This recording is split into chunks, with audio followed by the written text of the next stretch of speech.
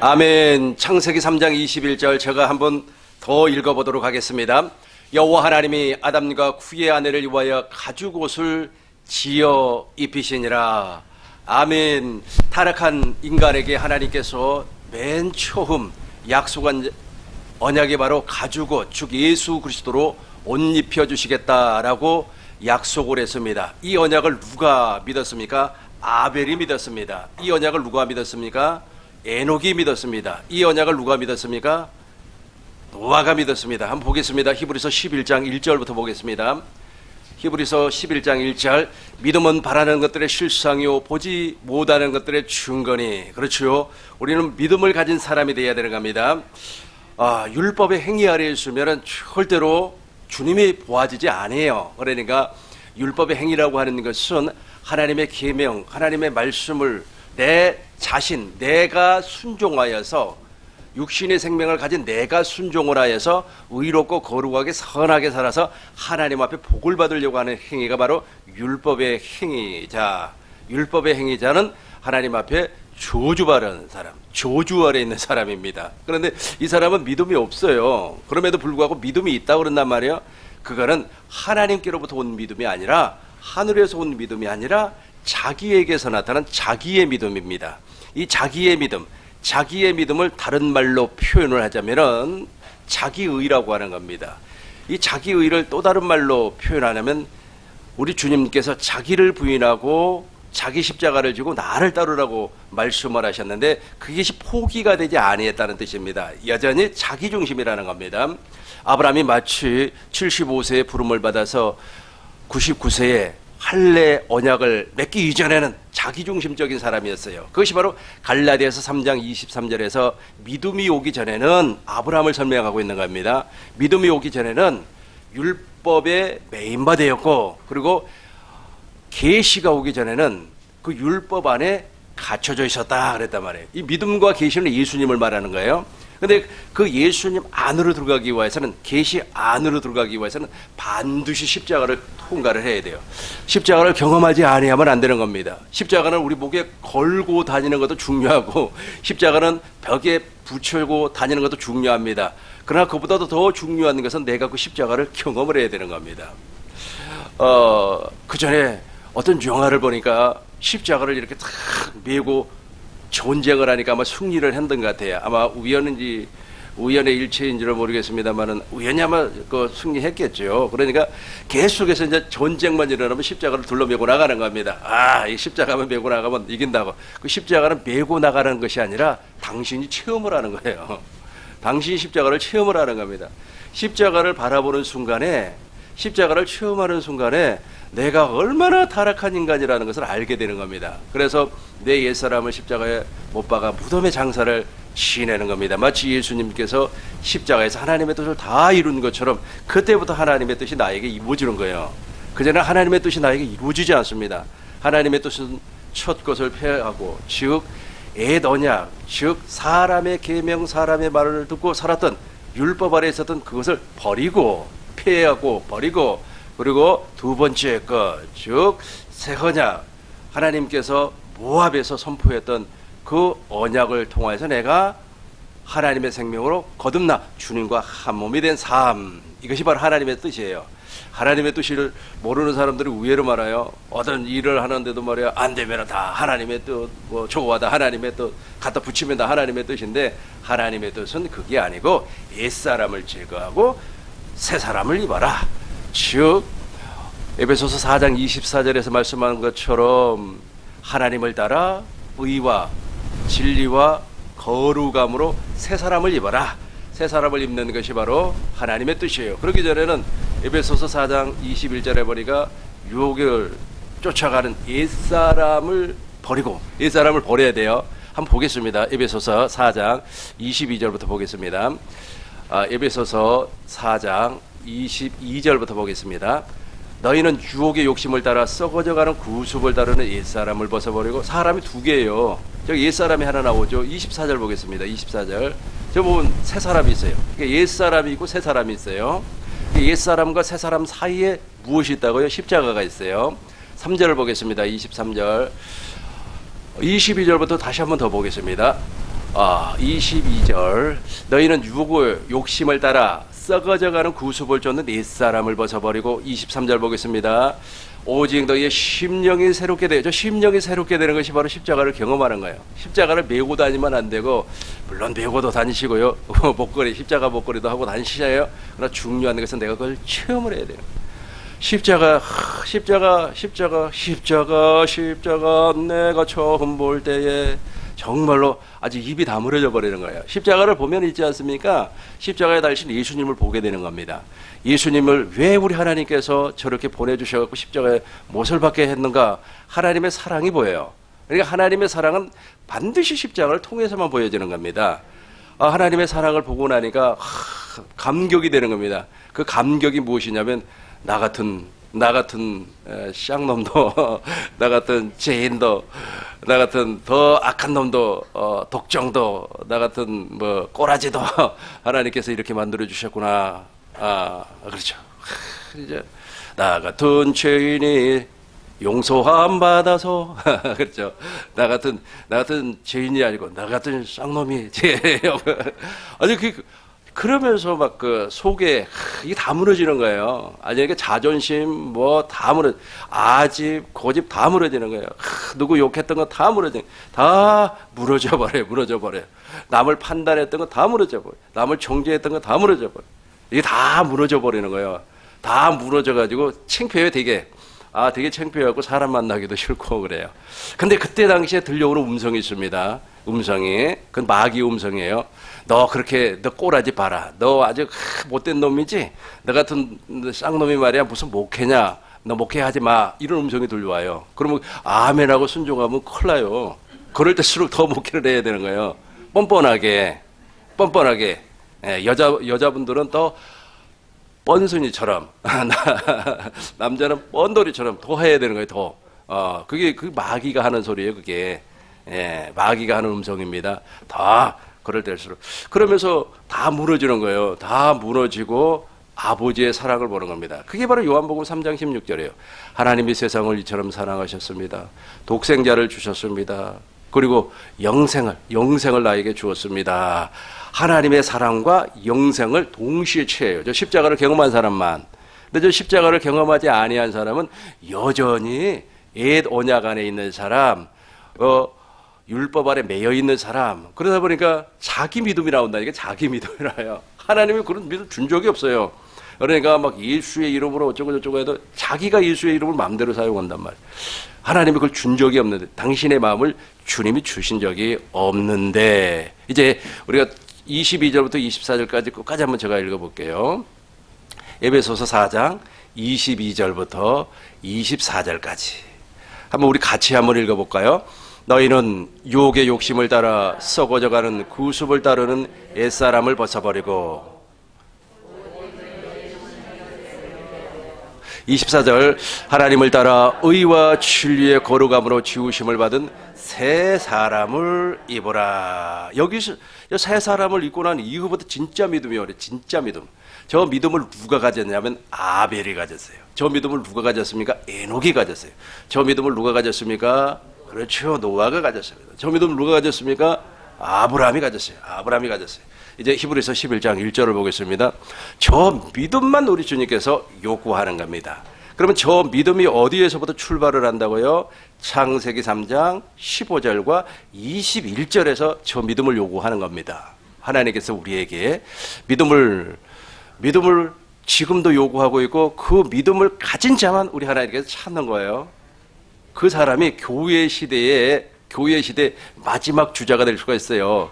교회 시대라고 하는 말은 무슨 말이냐면, 지금 우리 하나님께서 오순절 성령 강림 사건 이후에 전 세계에다가 교회를 지금 세워놓고, 즉 아주 그물을 쳐놓고, 바다에다가 그물을 쳐놓고 지금 구원받을 사람을 지금 뽑아내는 거예요.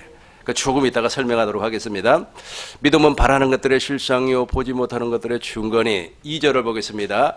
선진들이 이로써, 선진들이라고 하는 것은 다 믿음으로 사는 사람들을 이야기하는 겁니다. 율법으로 사는 사람을 말하는 것이 아니에요. 지난번에 어느 박사님하고 제가 대화를 나눴더니, 목사님, 구약에는 율법으로 구원을 받고 신약에는 복음으로 구원받는 게 아니겠습니까? 박사다 보니까 되게 똑똑한 척 그렇게 이야기를 하는데 그 자체가 틀렸어요. 구약에도 오직 믿음으로 구원을 받고. 그러면 구약에는 그러니까 아까 제가 말씀드렸죠. 저 믿음을 누가 믿었다고요? 아벨이, 에녹이, 노아가, 그리고 또 누가 믿었다 그랬어요? 아브라함이. 그러면 구약에는 십자가가 없었는데 어떻게 목사님 믿어요? 이 십자가가 없잖아요. 그런데 하나님의 언약 안에는 십자가가 감추어져 있어요. 그러니까 창세기 3장 15절 안에도 십자가가 감추어져 있고, 창세기 3장 21절에도 십자가가 감추어져 있어요. 그러니까 하나님의 모든 언약에는 십자가가 감추어져 있습니다. 그런데 그 감추어진 십자가를 성령으로 말미암아 누가 보았어요? 아벨이 보았죠. 아벨. 그 십자가를 통과하지 아니하고는 그 믿음이 안 나온다니까요. 안 나와요. 그 전에 남 얘기할 것 없이 저 얘기하면 딱 맞아요. 그 전에도 제가 아주 그냥 저는 있지 않습니까? 내가 딱 나이가 30 됐을 때 50살까지 계획을 딱 세워놨어요. 기가 막히죠. 그러니까 이제 그걸 이제 하나님 앞에 이제 딱 내 보이면서, 하나님, 딱딱딱 이거 이루어 주셔야 됩니다. 이루어 주셔야 됩니다. 내 믿음이죠. 내 믿음이요. 그죠? 내 믿음이란 말이에요. 아직 그래서 그 목표를 놓고 하나님 앞에 이루어 달라고 기도하면서 이제 그 길만 왔어요. 예, 맞아요. 사실 이루어 달라는 것이 다 목회에 관련된 겁니다. 뭐 세상에 잘 먹고 잘 사는 것이 아니고. 그런데 내가 40대 후반이 되었을 때, 지금으로부터 약 한 5년 전에 말이에요, 하나님 앞에 큰 은혜를 받았어요. 은혜를 받았어요. 은혜를 받고 내가 진짜 십자가를 경험을 했단 말이에요. 근데 그 이후에 나타나는 믿음과 옛날 믿음이 달라요. 옛날에는 내 중심이에요, 내 중심. 아까 제가 말씀드렸잖아요. 계획 다 세워놓고, 하나님 이거 이루어 주셔야만 합니다. 안 이루어주면 큰일 나요. 안 이루어주면 나 목회 안 할 겁니다. 하나님, 나하고 하나님하고 이렇게 기도하면 말이에요, 하나님 나 들어주셔야 됩니다. 이렇게 자기중심이란 말. 철저하게 자기중심. 그런데 이제 십자가. 거기에서 하나님의 큰 은혜를 깨닫고 난 이후에 나타나는 믿음은 그게 아니에요. 그게 아니에요. 완전히 달라요. 그거는 여러분들이 다 경험을 했기 때문에 여러분들도 아실 겁니다. 그 맛을 다 본 줄로, 그 맛을 다 알고 있을 줄로 믿습니다. 완전히 믿음이 달라요. 그런데 저 선진들이 바로 그런 믿음으로 살았다는 거예요. 이해가 되시죠? 그러니까 저 선진들은 이미 언약 안에서 성령으로 말미암아 십자가를 다 보았다는 거예요. 그러니까 창세기에도 십자가가 있어요. 목사님, 창세기에 무슨 십자가가 있습니까? 창세기에서 십자가를 발견하지 못하면 당신은 아직까지 십자가를 구경하지 못한 사람이에요. 그러니까 창세기에 이미 십자가가 감추어져 있습니다. 그걸 누구를 통해서 본다고요? 성령을 통하여서. 그걸 누가 체험하고 누가 넘어갔다고요? 아벨이. 계속해서 저 선진들이 바로 그런 사람들입니다. 3절을 보겠습니다. 3절. 믿음으로 모든 세계가 하나님의 말씀으로 지어진 줄을 우리가 압니다. 보이는 것은 나타난 것으로 말미암아 된 것이 아니라. 계속해서 4절을 보겠습니다. 믿음으로 아벨은, 보세요, 믿음으로 아벨은 가인보다. 이 부분을 제가 설명을 하도록 하겠습니다. 아까도 제가 설명한 것처럼, 말씀드렸던 것처럼 아벨은 믿음의 사람이었어요. 그러니까 육신의 생명으로 가지고 있는 자기중심적인 믿음이 아니고 철저하게 십자가를 통과한 옛사람이 제거된 믿음이라는 거예요. 그러니까 여기 옛사람이 제거된 이후에 나오는 믿음은 철저하게 하나님 중심이에요. 인간 중심이 1%도 없어요. 단 1%도 들어가지 않습니다. 그런데 아벨이 이제 그런 믿음을 가지고 있었어요. 그 아벨이 지금 창세기 3장 21절에서 가죽옷을 입혀주겠다, 이것을 믿었는데 그 안에 십자가가 있어요. 아니, 십자가를 통과하지 아니하면 옛사람이 제거 안 된다니까요. 옛사람이 그대로 살아있어요. 벌떡벌떡 살아있어요. 십자가를 통과해야만이 옛사람이 제거가 되는 겁니다. 그것이 바로 로마서 6장의 말씀이, 로마서 6장에서 무엇이라고 그랬습니까? 그 십자가 그리고 세례를 통하여서 옛사람을 죽인단 말이에요. 이 옛사람은 변화가 되지 않아요. 이 사람은 변화가 되지 않으니까 반드시 죽여야 돼요. 근데 내가 죽이는 것이 아니고 저 십자가를 통과하면 자동으로 죽어 없어진다. 그런데 아벨은 이제 하나님 앞에 예배를 드렸습니다. 예물을 드렸습니다. 가인도 동일하게 예배를 드렸어요. 예물을 드렸습니다. 근데 우리 하나님께서 아벨의 제사, 아벨의 예배만 다 받으시고 아벨의 제물만 이렇게 후병을 했단 말이에요. 그런데 가인 것은 하지 않았어요. 왜 가인 것을 하지 아니했을까? 가인은 십자가를 통과하지 아니했어요. 어디를 보면 아시냐면은 다시 한번 보겠습니다. 3장 요한일서 3장 8절 보겠습니다. 요한일서 3장 8절 12절을 봐야 되겠네요. 12절 가인같이 하지 말라. 가인같이 하지 말라. 이는 악한 자. 가인같이 하지 말라. 우리 같이 합니다. 시작. 그는 악한 자에게 속하여 구 아이를 죽였으니 자기의 행위는 악하고 아멘. 가인같이 하지 말라. 그는 악한 자에게 속하여 그의 아우를 죽였으니. 그러니까 악한 자에게 속했다는 말은 무슨 말입니까? 아직까지 십자가를 통과하지 못했다는 뜻이에요. 십자가를 통과하지 못했다는 말은 옛사람이라는 뜻입니다. 아직까지 그대로예요, 그대로. 그러니까 아담의 생명을 물려받은 그대로입니다. 그러니까 갈라디아서 3장 23절에서 말씀한 것처럼 믿음이 오기 전에 매여 있어요. 율법 아래 매여 있단 말이에요. 그러니까 우리 하나님께서 그 예배를 받지 아니하시고 반대로 아벨은 지금 십자가를 통과를 했다고 그랬어요. 그러고 나서 온전한 믿음의 사람이 됐기 때문에 우리 하나님께서 그의 예배를 받으셨다는 겁니다. 이제 보겠습니다. 이제 7절부터 보겠어요. 8절부터 보겠습니다. 3장 8절부터. 죄를 짓는 자마다 마귀에게 속하나니 마귀는 처음부터 범죄함이라. 하나님의 아들이 나타나는 것은 마귀의 일, 마귀가 일을 한단 말이에요. 저 마귀가 저 일을 하는데 예수님이, 하나님의 아들 예수님이 나타나서 마귀의 일을 어디에서 박살을 냈냐면 십자가에서 했어요. 그러니까 창세기 3장 15절에서 여자의 후손으로 메시아가 와서 마귀의 대가리를 밟아버리겠다는 거예요. 깨뜨린다는 거예요. 깨버린다는 거예요. 그래서 지금 마귀는 권세가 없습니다. 마귀는 권세가 없어요. 마귀는 말 그대로 이빨 빠진 호랑이에요. 우리를 물려고 해도 물지를 못해요. 그러니까 미혹을 하는 거예요. 미혹을 해서 죄를 짓게 만드는 겁니다. 우리 하나님이 죄를 싫어하거든요. 죄를 지어버리면 마귀는 합법적으로 나가 종이 되고 주인이 돼버리는 거예요. 그러니까 나의 주인이 되기 위해서 마귀는 미혹을 해서 죄를 짓게 만드는 겁니다. 죄를 짓는 곳에 마귀가 있기 때문에 그렇습니다. 9절 보겠습니다. 9절 하나님께로부터 난 자마다, 여기서부터 완전히 달라지죠. 패턴이 달라지죠. 하나님께로부터 난 자마다 죄를 짓지 아니하나니 이는 하나님의 씨가 그 속에 거함이라. 저 씨가 언제 나온다? 다시 이 부분을 쉽게 설명하겠어요. 이 십자가를 경험한 이후에, 그 십자가를 경험할 때 다 무너진다 그랬어요. 다 무너지는데 이상하리만큼 마음속에 뭔가 하나가 이렇게 딱 떠올라요. 그러니까 그 전에 내가 느끼지 못했던 거, 과거에 느끼지 못했던 마음에 무엇인가 하나가 있어요. 근데 무엇일까라고 지금 생각해 보니까 평강이었어요.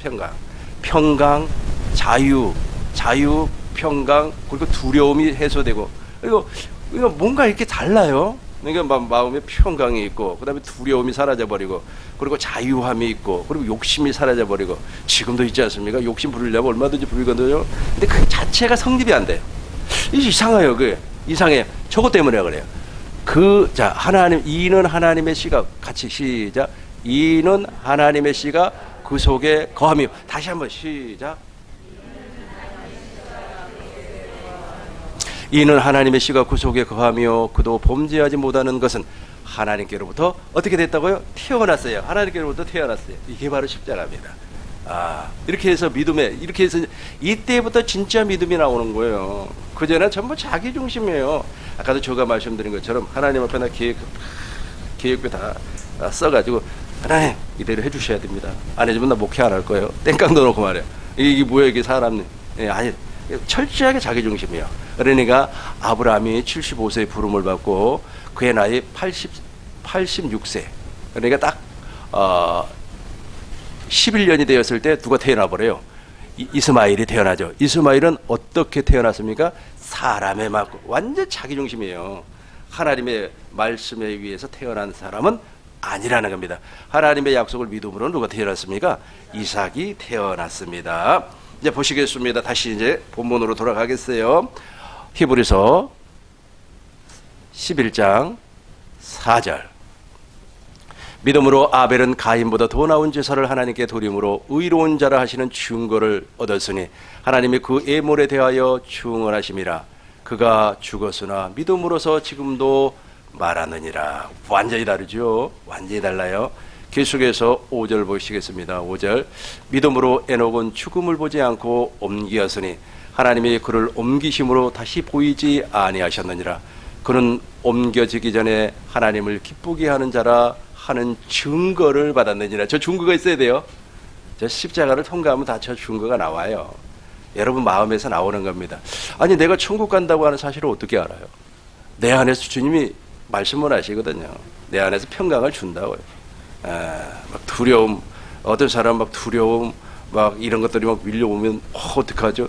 그거는 지금 주님을, 예수 그리스도를 믿는다고 하는 증거가 없기 때문에 그래요. 증거가 반드시 나타납니다. 계속해서 6절을 보겠습니다. 6절. 이게 아주 중요하니까 우리 같이 한 목소리로 믿음이 없이는 하나님을 기쁘게 하지 못하나니 하나님께 나가는 자는 반드시 그가 계신 것과 또한 그가 자기를 찾는 자에게 상 주시는 이심을 믿어야 할지니라. 아멘. 믿음이 없으면 이때부터 하나님을 기쁘게 하는 거예요. 그러니까 육신의 생명으로 있을 때는 오히려 하나님을 기쁘게 하는 것이 아니라 하나님과 원수가 돼버린단 말이에요. 원수가 돼버려요. 그런데 믿음이 온 후로는, 계시가 온 후로는 어떤 일을 해도 우리 하나님께서 기뻐해요. 그렇잖아요. 여러분 자식 가운데서 정말로 너무 아주 그냥 예쁜 자식들 있잖아요. 자식을 보면은 말이야 아주 그냥 안 좋은 일을 해도 기뻐 보이잖아요.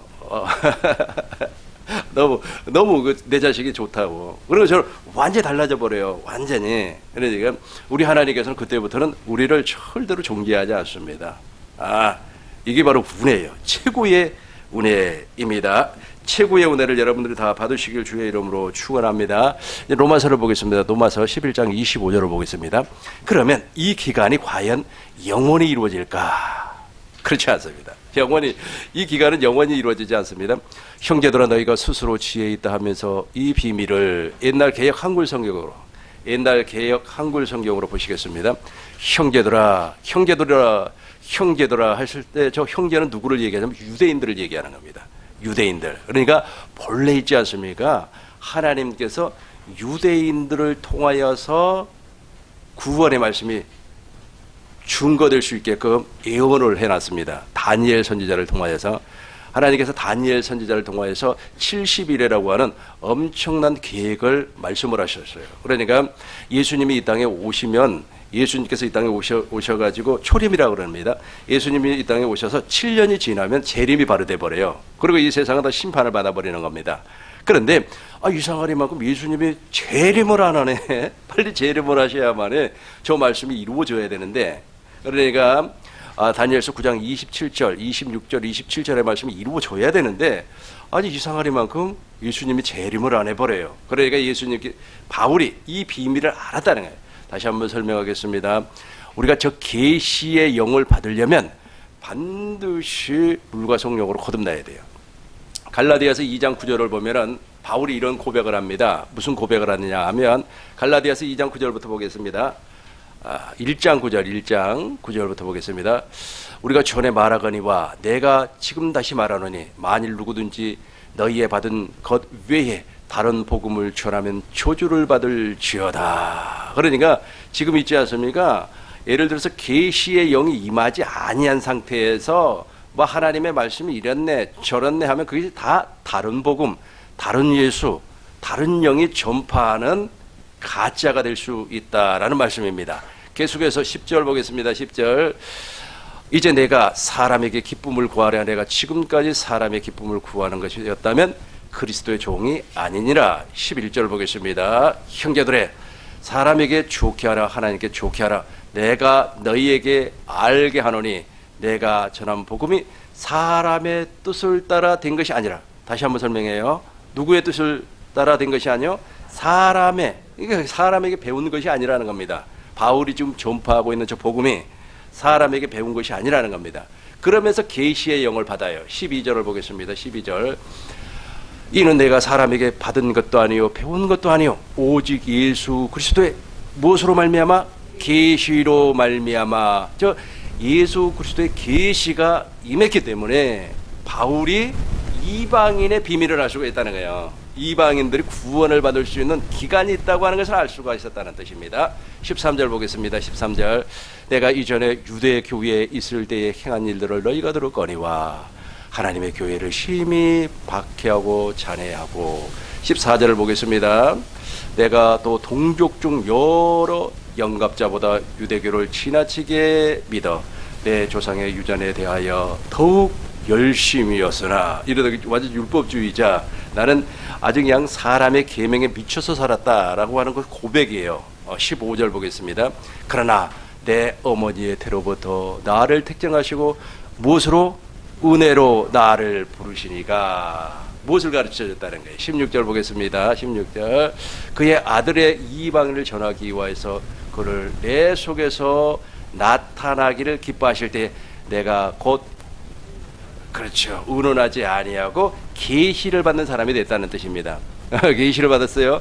그러니까 물과 성령으로 거듭나서 바울이 완전히 이제 계시의 영을 받아서 구약 성경을 재해석을 하는 겁니다. 재해석을 해보니까 세상에 이방인들이 구원받는 시간이 있네라고 하는 것을 알았다는 거예요. 아시겠죠? 로마서 10장 11장 25절 다시 보겠습니다. 이제 형제들아 너희가 스스로 지혜 있다 함을 명키 위하여 이 비밀을 너희가 모르기를 내가 원치 아니하노니. 이 비밀이에요. 이 비밀은 이방인의 충만한 수가 들어오기까지 이스라엘의 더러는 완악하게 될 것이라. 이게 비밀이에요. 그러니까 믿음으로 구원을 받는 시기가 있어요. 믿음으로 구원을 받는 시기는 딱 7년밖에 되지 않습니다.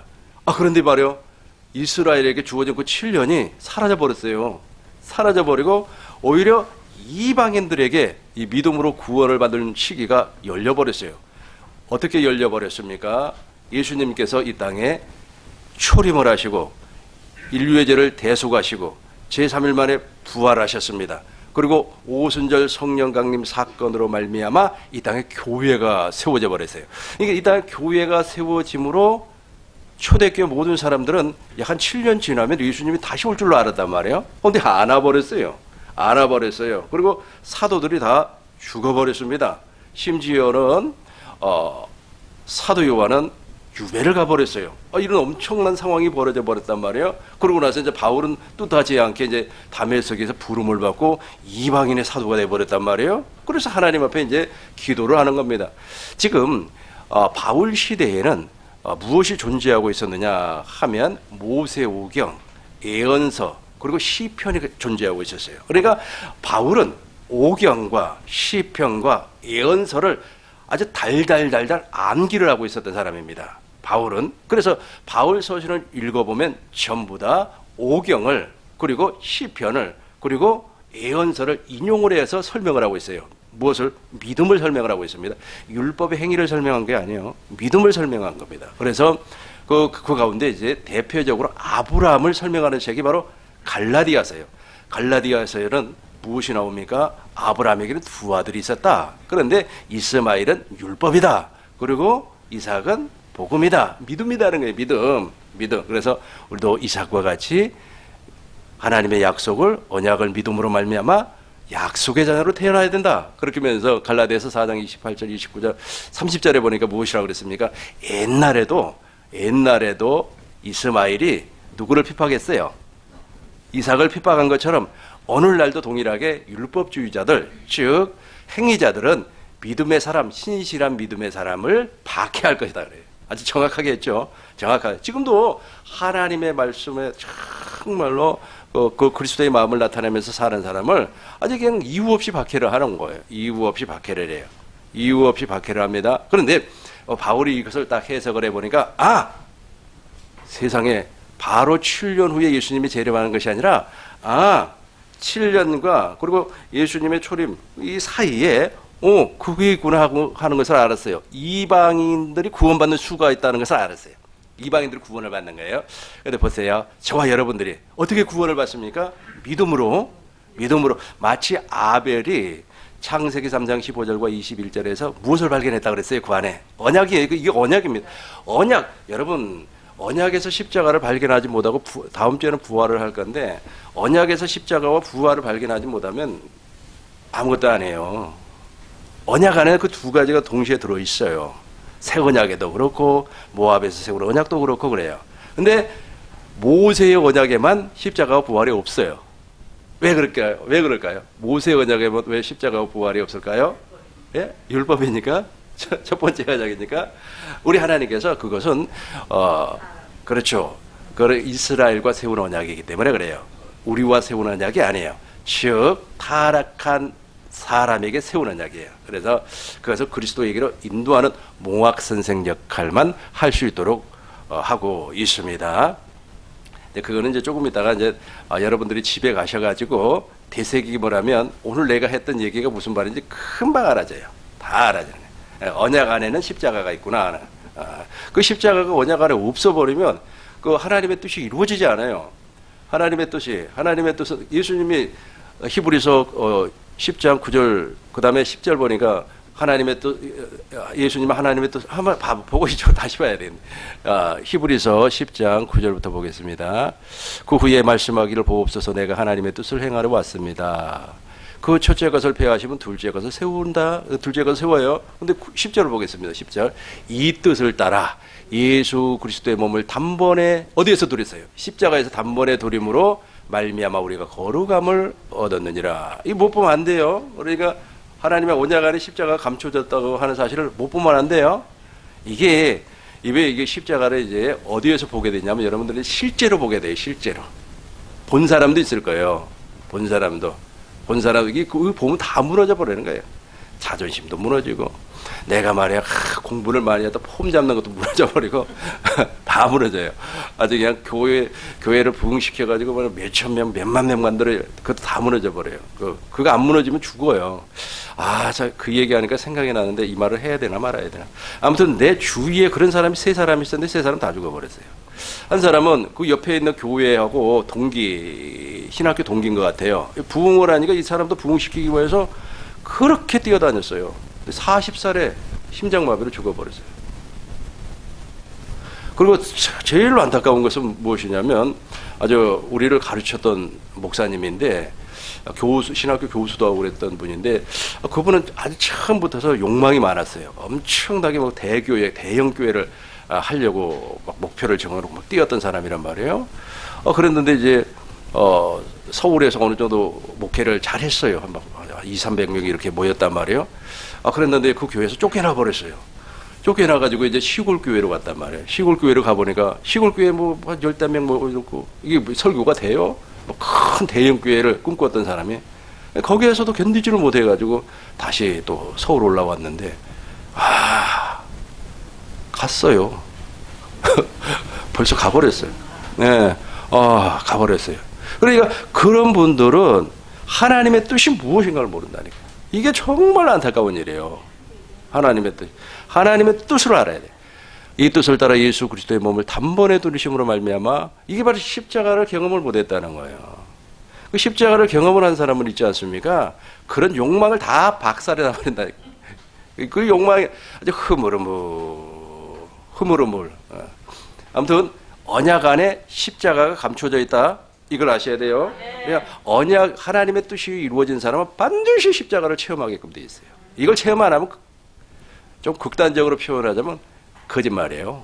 가짜입니다. 이제 보시겠어요? 어디를 보시냐면 아까 우리 어디 봤죠? 로마서 11장 25절 형제들. 그러니까 사도 바울이 이 유대인들에게 우리가 지금 바로 구원받아서 말이야 아주 다 천국을 가야 되는데 그게 아니었다는 거예요. 계시의 영으로 말미암아 다시 성경을 재해석을 해버리니까 이방인의 충만한 수가 있구나. 이방인의 충만한. 그래서 하나님께서는 오순절 성령 강림 사건을 통하여서 이 땅에 교회를 세웁니다. 그리고 그 교회를 지금까지 운영을 하고 있어요. 그래서 이 교회를 통하여서 수많은 사람들을 그리스도 예수 안으로 인도를 하는 겁니다. 이걸 바로 마태복음 13장 47절인가요? 47절 한번 보겠습니다. 거기 보면 그물 비유가 나와요. 그물 비유. 마태복음 13장 47절부터 한번 볼까요? 또 천국은 마치 바다에 치고 각종 물고기를 모으는 그물 같아요. 그물. 지금 이 세상에다 그물을 쳐놨어요. 그물을 48절을 보겠습니다. 그물 안에 가득하며 물가로 끌어내어 앉아서 좋은 것은 그릇에 담고 못된 것은 내어버리라. 저 물가로 끌어내릴 때가 예수님 재림할 때예요. 그 물가를 딱 끌어내서 보니까 세상에 좋은 고기가 있고 못된 고기가 있어요. 그래서 예배당 안에는 두 종류가 있습니다. 육신의 생명을 가진 자, 하나님의 생명을 가진 자, 옛사람, 새사람, 그리고 알곡, 쭉쭉 두 종류가 있어요. 두 종류가 있습니다. 그런데 지금 몰라요. 모르는데 우리 주님께서 언젠가는 이걸 갈라낸다는 겁니다. 49절 보겠습니다. 세상 끝에도 이러하리라. 천사들이 와서 의인 중에서 악인을 갈라내. 지금 몰라요. 오히려 저 악인이 있지 않습니까? 더 의인처럼 보여요. 찬양사역자가 지금부터 또 교회 안 다니겠습니다 라고 공포를 했다고 선포를 했다고 해다 아주 그 인터넷 뉴스에 나와 있더라고요. 그러니까 그 찬양사역자라고 아주 그냥 훌륭하게 막 사람들이 우러러봤는데 나 교회 안 다니겠다고 그것을 뭐 공포를 했더라고요. 보니까요. 아무튼 중요한 것은 아무튼 뭐 찬양사역을 하니 뭘 하니 어쩌니 저쩌고 한다고 할지라도 저 십자가를 통과하지 아니한 사람은 다 악인이에요. 악인. 50절 보겠습니다. 50절. 풀무불에 던져 넣으리니 거기서 울며 이빨을 갈리라. 이를 갈게 되는 겁니다. 자기는 정말 구원받은 줄 알았어요. 내가 말이야 50년 동안 믿음 생활했고 70년 동안 믿음 생활했고 내가 장로요, 내가 목사였어요. 막 그렇게 아주 자부심을 가지고 살았는데 우리 주님 모른다는 거예요. 그런 사람을 전혀 모른다는 거예요. 전혀 언약 안에 있지 않기 때문에 그래요. 언약 자체를 몰라버려요. 언약 자체를. 그러니까 언약 밖에서 아는 십자가는 소용없는 거예요. 알아지지도 아니하고. 그러니까 겉으로는 알 수가 있지만 본질은 몰라요. 본질을 알 수가 없다는 겁니다. 이제 요한계시록 14장 1절부터 보겠습니다. 그렇게 해서 이제 교회를 세웠어요. 교회를 세워가지고 많은 물고기를 이제 끌어 모았습니다. 모았어요. 근데 여기에서 첫째 부활에 참여한 사람이 있고 둘째 부활에 참여한 사람이 있어요. 이 첫째 부활에 참여한 사람이 바로 예수님 이 땅에 재림하시면 공중 강림, 예수님이 강림하시면 올라가는 사람이 들림받는 사람입니다. 이런 사람을 우리는 휴거라고도 얘기하는데 그럼 과연 누가 휴거가 될 것인가? 중요한 것은 숫자가 중요한 것이 아니에요. 숫자가 중요한 것이 아니고 그리스도의 장성한 분량까지 생명이 자란 자입니다. 그렇죠. 더 중요한 것은 뭐냐면 예수 그리스도와 더불어서 왕노릇 할 수 있는 사람이니까 한번 읽어보자고요. 또 내가 보니 보라 어린 양이 시온산에 섰고 저 시온산이 땅에 있는 시온산이 아니고 과거에는 저 땅의 시온산에다가 예루살렘 성전을 건축을 했습니다. 그래서 이스라엘 사람들은 저 시온산을 중심으로 예배를 드렸습니다. 그와 함께 14만 4천이 서 있는데 그들의 이마에 어린 양의 이름과 그 아버지의 이름을 쓴 것이 있더라. 이 버가모 교회 사자에게 말씀하신 내용과 똑같아요. 그러니까 이긴 자입니다. 한마디로 말해서 이긴 자. 이긴 자라고 하는 말은 무슨 말입니까? 생명의 성령의 법으로 사는 사람. 생명의 성령의 법으로 말미암아 죄와 사망의 법에서 해방된 사람. 진리 안에서 사는 사람. 진리의 법으로 사는 사람. 이해가 되시죠? 그 사람들이 바로 저 사람이라는 겁니다. 저 사람들. 그런데 저 숫자가 뭐 하나 둘 셋 넷 14만 4천 명 딱 떨어지게끔 우리 하나님께서 정해놨을까? 아니면 저것을 상징적으로 표현했을까? 알 수는 없지만은 하나님께서는 정말로 사랑이 많으시고 은혜가 많으시고 자비와 긍휼이 많으시기 때문에 아마 상징의 모습으로 아마 보여주지 아니했을까라고 생각을 해 봅니다. 근데 또 어떤 사람은 저 사람만 또 구원을 받는다고 또 얘기를 하니까 조심스러워요. 특별히 여호와 증인들 있지 않습니까? 여호와 증인들은 14만 4천 명만 구원을 받는다. 저 사람들만 왕국에 들어간다고 그렇게 얘기를 하니까 약간의 좀 기분이 좀 그렇더라고요. 그리고 또 이만이라고 하는 신천지 그 교주는 무엇이라고 얘기하냐면 14만 4천 명만 이 땅에서 왕노릇을 한다. 그래서 전 세계를 12지파로 이렇게 나누어서 나눠준다. 뭐 그렇게 또 주장을 해요. 그 사람들의 주장이 무엇이냐면은 구약은 에덴약이고 그리고 신약은 새 언약이 아니고 신약은 새 성전이고 그리고 요한계시록은 새 언약이다. 뭐 그렇게 주장을 합니다. 그러면서 보혜사에게 새 언약을 풀 수 있는 사람, 새 언약을 가르칠 수 있는 사람은 보혜사인데 자기가 바로 보혜사라는 거예요. 이만희 그분이 보혜사라는 겁니다. 이게 참 이상하죠. 이 사람은 아주 이단이라고 말할 수가 있겠죠. 아무튼 중요한 것은 하나님의 생명이 이마에까지 자라나야 돼요. 그러니까 모든 사람이 봐야 돼요. 저 사람은 말이야 진짜 저 사람 물과 성령으로 거듭나서 정말 그리스도와 하나야. 다 볼 수 있는 생명이 자라나야만이 첫째 부활에 참여한다. 즉 휴거가 될 수가 있다라는 말씀입니다. 이 사람들을 계속해서 한번 보시자고요. 2절 보겠습니다. 내가 하늘에서 나는 소리를 들으니 많은 물소리 같고 우레소리도 같은데 내가 들은 소리는 검은 것 하는 자들의 검은 것 하는 것 같더라. 이게 지금 있지 않습니까? 물소리가 있고 우레소리가 있고 그 다음에 검은 것, 이렇게 세 종류가 나옵니다. 그래서 보편적으로 이것을 사람의 그 영혼의 성장, 그러니까 하나님 물과 성령으로 거듭나면 반드시 생명이 자라나야 돼요. 이 물과 성령으로 거듭나기 이전을 우리는 무엇이라고 하냐면 어린아이라 그래요. 어린아이는 단단한 식물에 대한 경험이 없어요. 의에 대한 경험이 없어요. 그래서 지각을 사용하여 연단을 받아서 우리는 반드시 단단한 식물을 먹어야 되는 겁니다. 이 단단한 식물을 먹는 사람이 바로 장성한 그리스도인이에요. 장성한 그리스도인. 근데 장성한 그리스도인이 아닌 사람이 있어요. 저 사람 다 구원받은 사람들입니다. 그래서 둘째 부활이 또 있는 거예요. 둘째 부활은 언제 이루어지냐? 순서적으로 간단하게 설명을 하도록 하겠습니다. 그러니까 예수님이 이 땅에 재림을 하시면 교회의 시대가 끝나버려요. 이 교회의 시대가 끝나면 이제 믿음으로 구원받는 일은 없어져 버리는 겁니다. 교회의 시대가 지금 믿음으로 구원받을 수 있는 조력이에요. 오늘 지금 이 시간이란 말이에요. 이 시간 우리는 언약 안에서 오늘 저녁에 박살 안 난 사람은 빨리 십자가에서 박살 나야 돼요. 그리고 나면 이제 예수님이 재림을 하십니다.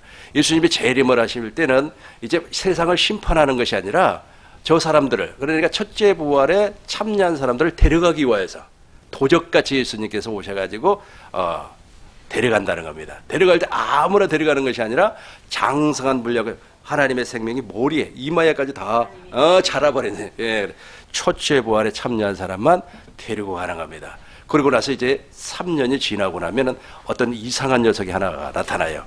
그 이상한 녀석을 우리는 열뿔이라고 그래요. 또 이상한 녀석이 또 하나 나타나요. 그걸 두뿔이라고 합니다. 그러니까 열뿔은 적그리스도라고 하고 두뿔은 음녀라고 하는 겁니다. 적그리스도는 정치적인 지도자, 음녀는 종교적인 지도자입니다. 그래서 지금 다 만들어져 나가고 있는 것 같아요.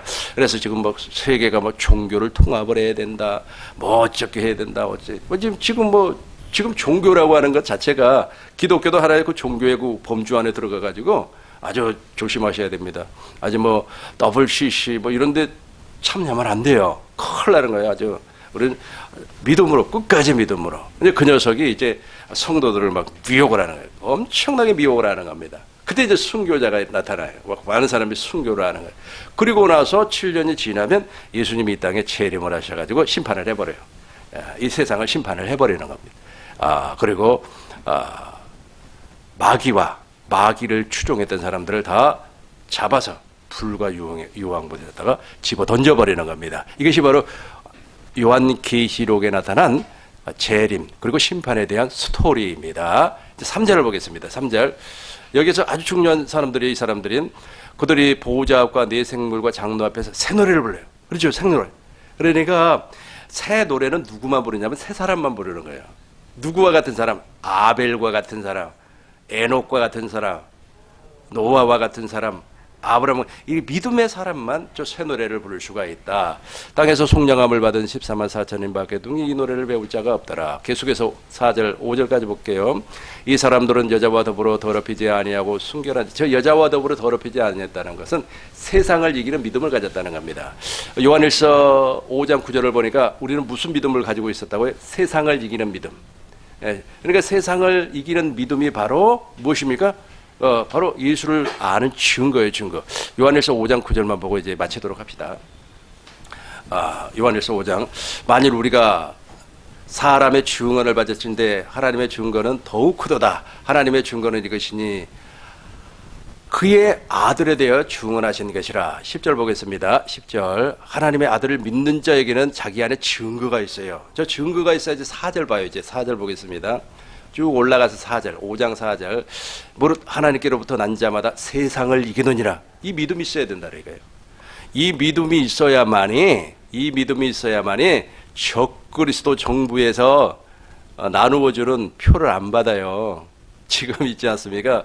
전 세계가 팬데믹 사건으로 말미암아 이상하리만큼 아주 그냥 정부가 있지 않습니까?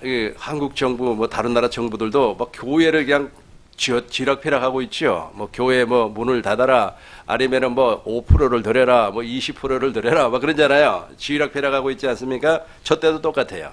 저 때도 똑같은데 중요한 것은 무엇이냐 하면은 저 세상을 이기는 믿음이 있어야 돼요. 세상을 이기느니라. 우리를 세상을 이기는 승리는 이것이니 무엇이라고요? 우리의 믿음. 우리 저거 한번 크게 읽고 정리하겠습니다. 시작.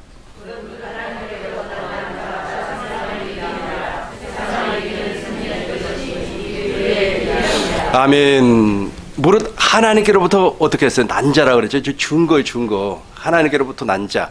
하나님께로부터 나기 위해서는 반드시 무엇을 알아야 된다 그랬어요? 언약을 알면 그 언약 속에 감춰져 있는 십자가와 부활도 동시에 알게 돼 있어요.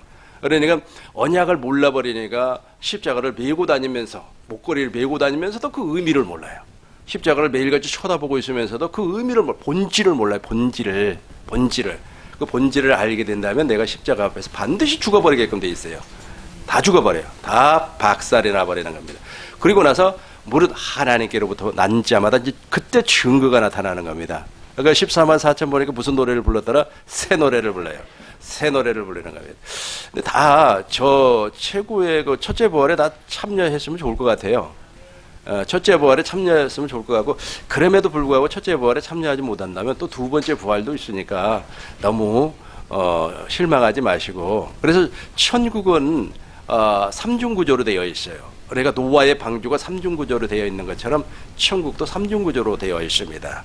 예루살렘, 새 예루살렘, 유리바다, 그리고 밑에 천국. 왜냐하면 저기 보니까 세 종류의 사람이, 구원받은 세 종류의 사람이 있기 때문에 그렇습니다. 하나님은 우리에게 자유의지를 주었기 때문에 강제로 해서 생명을 자라나게는 안 해요. 우리가 하나님의 은혜 가운데, 이제 우리가 머리 대신 예수님과 한 몸이 되었으면 하나님의 은혜 가운데서 자동으로 아멘이 되는 거예요. 자동으로 아멘, 자동으로 아멘, 자동으로 순종, 그때는 그런 삶을 살게 되는 겁니다. 여기까지 다 이해가 됐습니까? 이해가 됐다면 우리 하나님께 영광의 박수를 드리겠습니다. 주님 가르쳐 주신 기도로 마치도록 하겠습니다.